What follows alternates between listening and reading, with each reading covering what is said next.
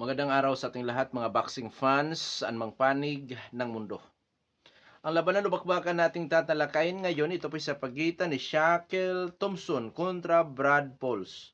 Fight schedule, March 28, 2026, nagaganapin sa Co-op Live Arena, Manchester, England. Sa labanan na ito, tayo po ay maghahayag ng sarili nating fight prediction, comparison at analysis na kung saan doon pa po lamang sa ating gagawing comparison.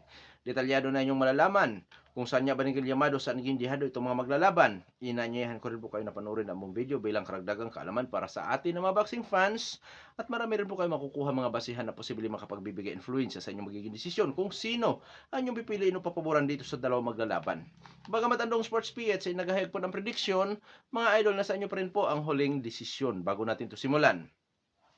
Para po sa mga boxing fans na bago pa po lamang napadpad dito sa ating munting channel, inanyayahan ko po kayo na sana supportahan po niyo sa pamamagitan po ng pag-subscribe, like, and share. At para po sa mga boxing fans na walang sawa na sumuporta o sumubaybay dito sa ating munting channel, taos puso po ako nagpapasalamat sa inyong lahat. Wala pa ndong Sports PH kung wala rin po kayo, mga idol. So simulan na natin ang ating talakayan.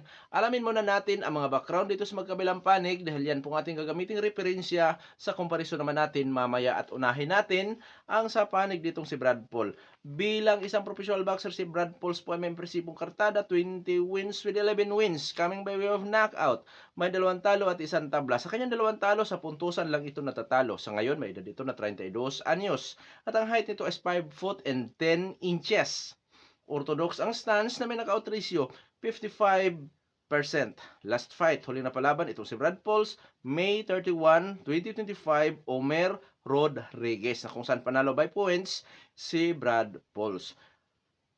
Eksperyensya o karanasan itong si Brad Pauls, noong 2024 po mga idol, nakasagupan niya si Denzel Bentley, na kung saan sa labanan na yan nakataya ang BBB of C, British middleweight title, ang EBU European middleweight title at ang WBO International middleweight title. Talo itong si Brad Pauls by unanimous decision. Nakasagupa din niya si Nathan Haney. Noong magkasagupa si Paul at Haney, si Haney po ay isang undefeated sa 18-0. Ninockout yan ni Brad Paul by 12 round, mga idols. At nakasagupa din niya si Taylor Dinney. Yan po mga nakasagupa ni Brad Pauls na sumubok sa kanyang kakayahan at ang iba itong malo sa kanya. Skills nitong si Brad Pauls, mga idol, boxer puncher ito. Pressure, defensive, roller, counter-puncher style. Taglay nitong hand speed, heavy-handed, timing, at accuracy. Pagdating sa depensa, lagpas average. Durability, so may tibay. Pagka sinasabing may tibay, hindi sa lahat ng pagkakataon. Oo. So yan po ang isang Brad Pauls. So sa panig naman itong si Shackle Thompson, bilang isang professional boxer, may impresibong kartada ito. 15 wins with 11 wins coming by way of knockout, undefeated. May edad na 28 anyos at ang height 6 foot and 3 inches. Southpaw stance na may knockout ratio 73.33%. Last fight, September 27, 2025, nakasagupa si Grant Dennis. Panalo by second round knockout. Schedule 8 rounds si Shackle Thompson. Experience yan itong si Thompson, mga idols. Kung titingnan natin ang kanyang experience sa pro fights, nakasagupa niya si David Benitez na may 11-9, 11 wins with 9 losses. Si River Wilson na may 17 wins with 4 losses. Yan po ang medyo magagandang record na nakasagupa nitong si Shackle Thompson. Skills, all-around boxer. Pagka sinasabi natin all-around boxer, halos lahat ng galaw mayroon. Mag-pressure, mag-defensive, brawler style, counter-puncher style, mayroon. Dahil all-around boxer, may husay at galing ito pagdating po sa teknikalan. Mga galawan na kalkulado, may kakayahan po sa pagpapanatili sa distansya, may husay sa puntusan, timing sa pagbato ng suntok, may power, accuracy, may husay sa opensa at depensa sa madaling salita. Itong si Shackle Thompson. Oo. So mga idol, pagdating po sa Durability, so may tibay din po ang boksingerong ito. Bukod sa may kahusayan sa depensa, may tibay din po. Marunong tumanggap din ito ng suntok. Pero tandaan ninyo na sinasabi ng long sport speech na may tibay, hindi po yan sa lahat ng pagkakataon. Iba po yung matibay kaysa may tibay lamang. Kasi yung matibay talaga ay ang katulad ni Gary de Golovkin, Donnie Nietes, na sa edad na 40 years old mga idol matibay sa physical. Yun, mga ganon. Tulad ni Golovkin. Na talaga marunong tumanggap ng suntok. Oo. Kasi ang tibay mga idol ng boksingero, dalawa yan. Ang isa, matibay yung determinasyon. Manakaut mo yan ngayon, bukas world champion ulit. Ang matibay naman sa physical, yun yung mga boksingero hindi marunong knock out, hindi marunong ma-knockdown. Si Marquez, matibay ang panganon. Bakit? Sabi nila, marunong mabilis matumba si Marquez. Oo, dahil sa paa. Bumibigay ang paa ni Marquez sa impact na suntok. Hindi kinakaya ng paa ni Marquez, mga idol. Pero yung panga, makikita din naman natin na marunong lang siya bumagsak pero parang walang nangyayari. Yan po yun, mga idols. Oo.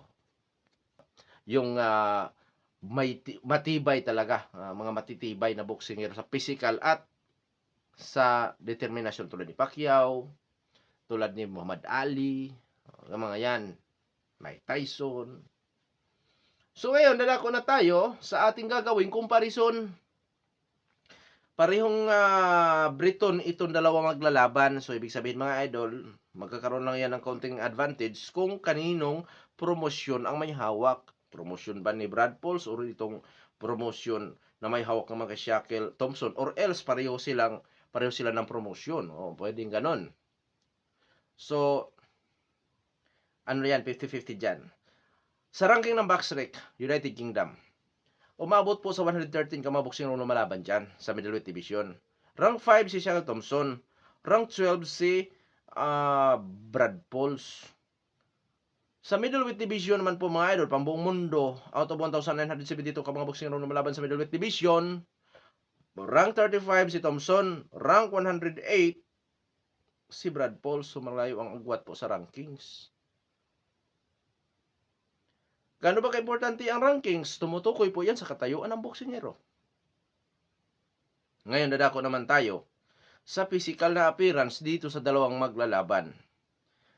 Mga idol, sa edad, 28 anyos si Thompson, 32 anyos si Pauls. So mga idol, pareho na sa prime itong dalawa. Height, reach, power, kung sino naman ang may kalamangan o advantage. Sa height, 5 inches lamang si Shackle Thompson. Automatic sa reach, 6 inches. Southpaw kontra orthodox, mga idol, delikado sa untugan to. Dahil itong boxer puncher, willing ito sa inside fighting. Itong si Shackle Thompson, lumalaban din paminsan-minsan sa inside fighting o sa brulan o sa sabayang suntukan. So sana walang mapinsala mga idol. Kasi pag may mapinsala dyan, magiging disadvantage. Knockout ratio. Lamang po si Thompson. Umabot kasi knockout ratio nito sa 73.33%. Samantalang itong si Brad Pauls, knockout ratio nito 55%. So height, reach, power, lamang po si Shackle Thompson. Oo. Pero hindi natin pwedeng malitin ang power ni Pauls kasi 55% considers heavy-handed or power puncher. Activity fight, parehong aktibo. Eksperyensya, o dito nakabawi si Brad Pauls. Sa uri ng nakalaban at narating sa boxing, medyo may kalamangan ng kaunti si Pauls. So 55-45 in favor of Pauls. Skills, boxer puncher kontra all-around boxer. 55-45 din po yan. Oo. In favor of Shackle Thompson. Pero yung height, reach, power ni Thompson, yun mga idol, ang isa sa mga posibleng, kasi makombinasyon yan skills, power, height, and reach advantage. Yun ang posibleng magpahirap kay Brad Pauls. Lalo na kung mapanatili nitong si Shackle Thompson ang distansya. 5 inches ang diferensya. Sa reach, 6 inches. Kalahating ruler. Malaking agwat po yan, mga idols. Na kung saan, pagka mapanatili nitong si Thompson ang distansya, delikado sa mga counter. Lulusob pa lang itong si Brad Pauls, masasalubong na niya yung mga jab straight, hook or cross nitong si Shackle Thompson. Yun ang delikado doon. Pero pagka magamit or yung hand speed, liksi na galawan nitong si Brad Pauls, pag magamit naman niya yan, na kung saan ma-minimize niya or ma-utilize niya yung distansya nitong si Shackle Thompson, na kung saan mapasok nitong si Brad Pauls ang range nitong si Thompson, mga idol, which is yun yan, makadikit baga, yun, may chance makapagpatama ng mga solido din itong si Brad Pauls. Oo, pero hindi ganoon kadali yung mga idol eh. Pero may mga tendency, may mga pagkakataon niya na makapasok. Kasi 10 rounds or 12 rounds ito. 10 rounds. Medyo mahaba-habang laban yan. Na kung saan po mga idol, pautakan. Pero tandaan natin, may kalaman sa eksperyensya, si Brad Pauls. Hindi na bago para sa kanya, yung estilo, ang galaw nitong si Thompson. Dahil sa eksperyensya nga. Oo, magamit ba niya yung kanyang eksperyensya? Magiging advantage ba kay Pauls yung kanyang hand speed, liksi na mga galawan? Or yung technical na style nitong si Shackle Thompson na kung saan mapanatili ang distansya? Kaya dito mga idol, kung ating sasama-samahin lahat ang advantages, disadvantages ng maglalaban, medyo talagang liyamado talaga si Thompson. Mula sa rankings, height, reach, power, skills. Sa madaling salita mga idol, sa comparison ng Dong Sports PH, 60-40 in favor of Shackle Thompson. 60-40. So, ibig sabihin mga idol, ang tanging chance lang nitong si Brad Pauls ay ang maka-upset dito kay Shackle Thompson. Now, kung saan po mga idol, isa sa tinalo ni Brad Pauls ang dating 18-0 na si Nathan Haney. Technical knockout niya sa later rounds. Tandaan natin yan. So, hindi bastang laban o kalaban itong si Brad Pauls. Oo. Pero dito, kung ako ang tatanungin nyo, yamado po talaga sa comparison ng Dong Sports PH sa 60-40 si Thompson. Pero this is boxing, anything can happen. Hindi porkit dihado itong si Pauls sa laban na yan. Base sa ating comparison, ay nakakatiyak sa panalo itong yamado na si Shackle Thompson. Dahil sa isang suntok lang, lalo na taglay nito ang hand speed, liksi ng mga galawan at sa knockout ratio na 55%.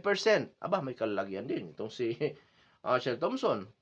Kasi sa isang suntok lang, kahit gaano ka pa kahusay kagaling, pag naisahan ka, lalo na kung solido at ininda mo, pwedeng magbago ang takbo ng laban at syempre pwede rin na matapos ang laban.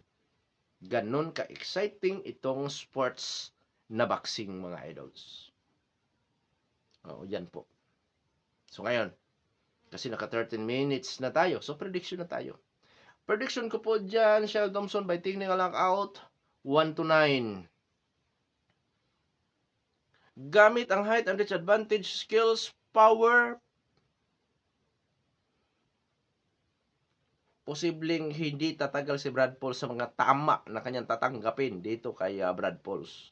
Ngayon, dahil hindi naman sa lahat ng pagkakataon ang knockout artist ay mananalo by knockout, dahil mayroon namang mga pagkakataong kakayanin ng katunggali ang kanyang pamatay na suntok, pabor pa rin ako kay Pauls o kay Thompson, mga idol. Inulit ko, pabor pa rin ako kay Thompson by unanimous decision, majority decision. O, pabor pa rin ako sa kanya. Dahil sa kanyang advantages, mga idols. Oo. Pero sa tingin ko, knockout ito. Oo. Pero yun nga, dahil ang boxing kasi mga idol, hindi naman sa lahat ng pagkakataon ng knockout artist ay nanalo by knockout. Dahil may pagkakataon din naman nakakayanin ng katunggali yung power niya. So, doon pa rin ako kay Thompson. Height, reach, power, skills, may kalamangan siya.